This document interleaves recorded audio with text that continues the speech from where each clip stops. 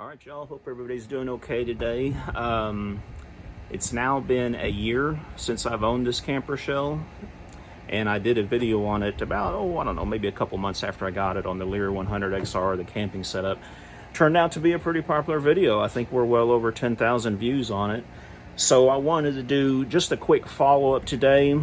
I do have more videos in the works on the shell. I'm actually going to build some shelves over here behind me, but I don't know if all my regular subscribers know I broke my wrist here a couple of weeks ago, so that's kind of slowed me down for a little bit. But once I do get back from that, I am going to do some more camper shell videos, show some of my stuff that I carry in it. But today I just wanted to do kind of probably just a pretty quick video and talk about my thoughts on it after owning it for a year. I've been very pleased with it overall so far. It's worked out really great, done everything everything that I've wanted it to.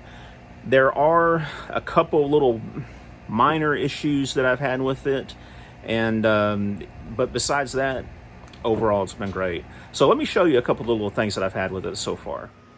Okay, let me apologize in advance for how dirty my truck is, but as I could say, when you got a broke chicken wing, it's hard to keep on top of things.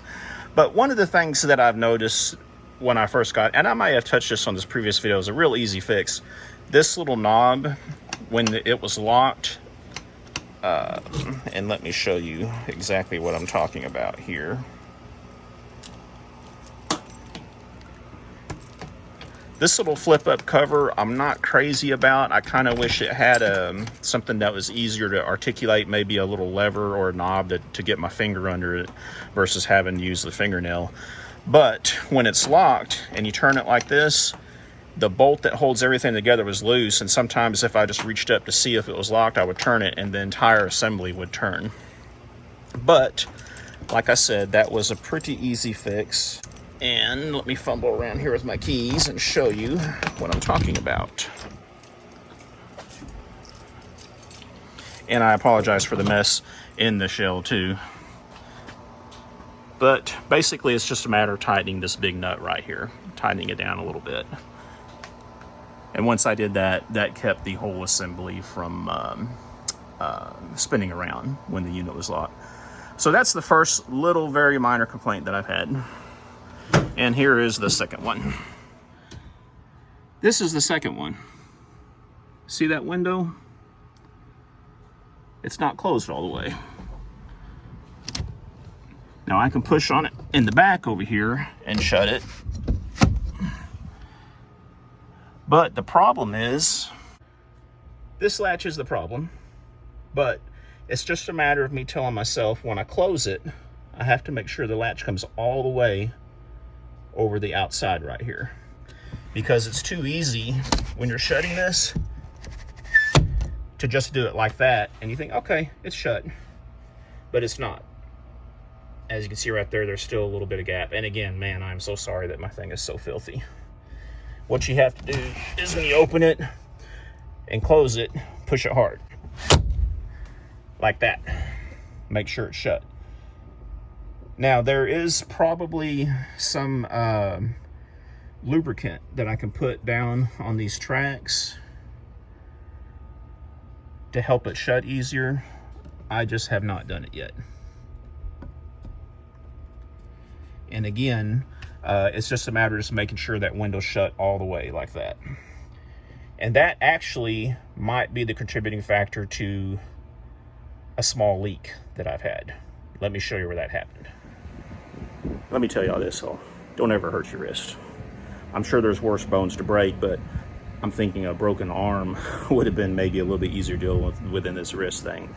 You don't know how often you use your wrist, especially, I'm right-handed, this is my left wrist, but moving around, lifting myself up and stuff, oh, it's a pain.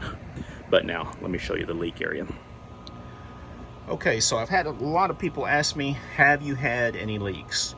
And the truthful answer is yes, I have. But with that said, they've been very mild. And where I've noticed is down here, this is on the bottom of the tailgate, in this section right in here, after a really heavy rain, on occasion, not every time, but on occasion, this area in here will be a little bit damp when I check on it. And the same thing on this side, right here. And you can see right here one time where the water even got right here on my bed, but that was when I washed it, I think, spraying the hose on it. So what I've done to help improve that, I did put additional weather stripping right here.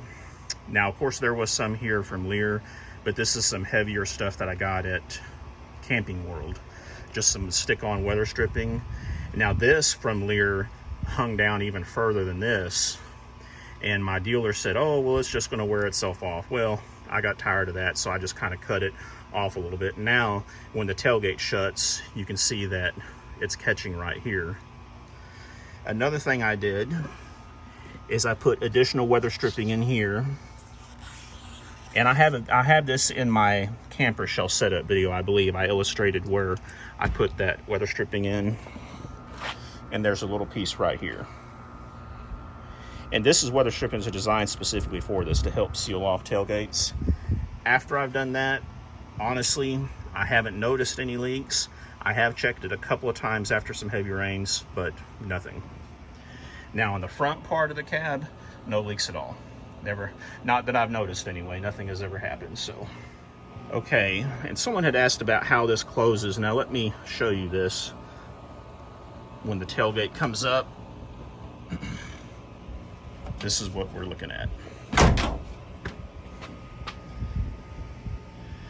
And being the construction of this would be really hard to be able to get something just absolutely fail-safe. But you can see where the gaskets are and where the window comes down here. You can see it gives a pretty tight seal.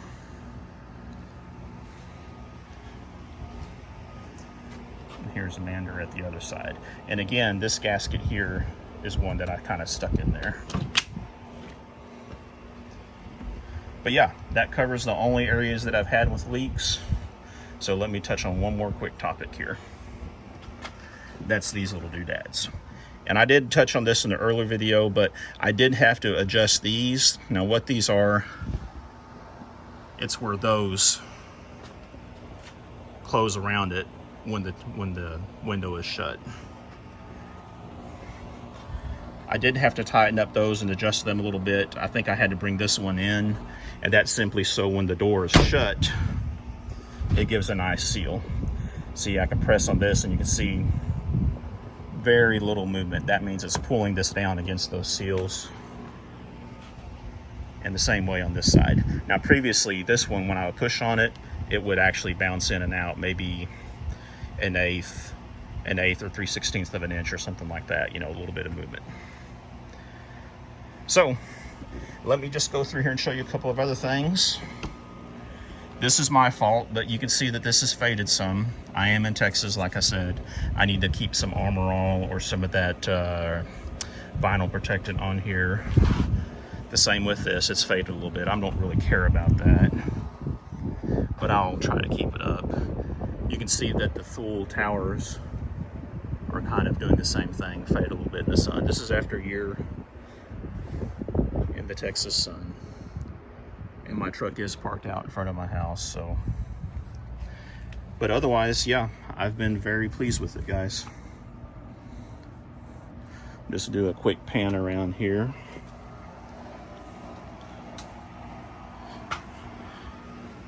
Guano happens. I got that sticker at the Blanchard Springs campground in Arkansas, 56 Arkansas. But yeah, guys, overall, I'm very pleased with it. It's holding up really well. So let's wrap this up. All right, so that's it. As promised, this is just going to be a few minutes long.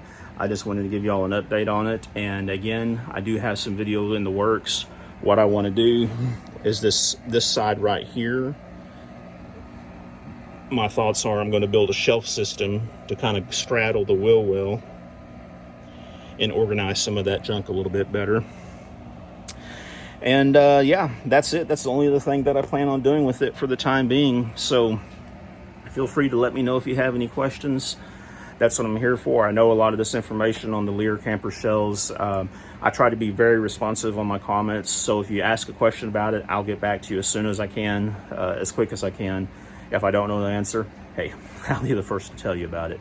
But yeah, if you haven't already, please like, comment, and most importantly, try to subscribe to my channel. We've really grown this channel quite a bit this year, and hopefully I can keep it rolling. My next videos in the works are this little shelf apparatus. I also want to go through here and kind of show you guys. I've had some inquiries about, hey, what do I actually carry? So I kind of want to show you what I actually carry in the truck, in the camper section, in the front section of it. You know, as most of you know who are subscribers, I'm kind of don't really want to call myself a prepper, but I am a prepper of sorts. I do like to be somewhat prepared for emergencies, like if ever I have to find myself walking home for some reason, or if we're ever out running around and all of a sudden reason we've got to live out of the truck for a couple of days. I try to be prepared for stuff like that. So thanks again, and again, like, comment, subscribe. Y'all have a great day.